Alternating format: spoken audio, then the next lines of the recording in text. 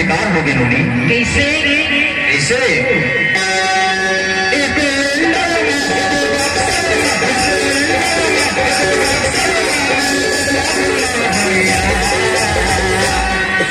अब काय कर्म जानता काय करबे? अरे गिया लगा के मरिया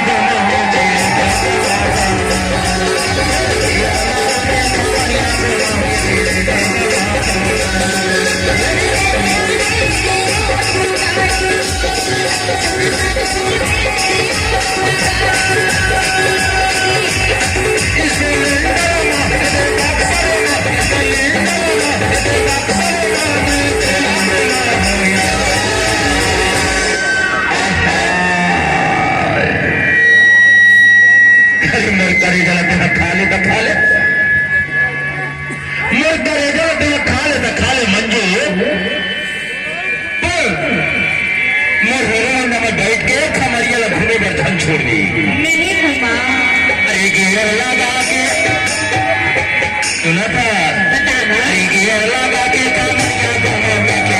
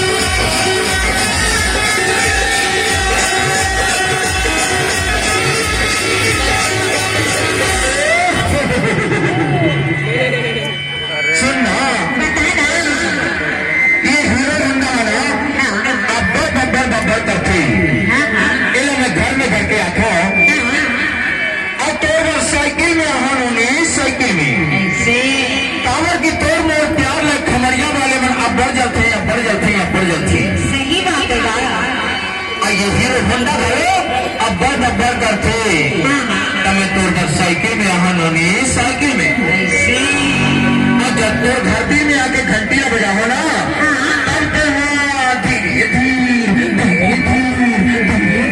निकल गए यार।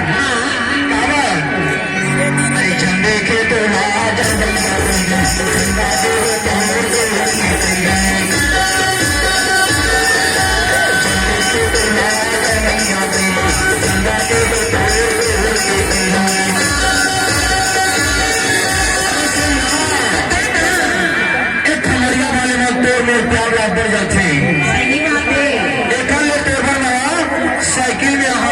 साइकिल में। अच्छा। अब तो धरती में आके घंटी लगो तब तक हाँ धीरे धीरे निकल गए यार। अरे झंडे के तोड़ा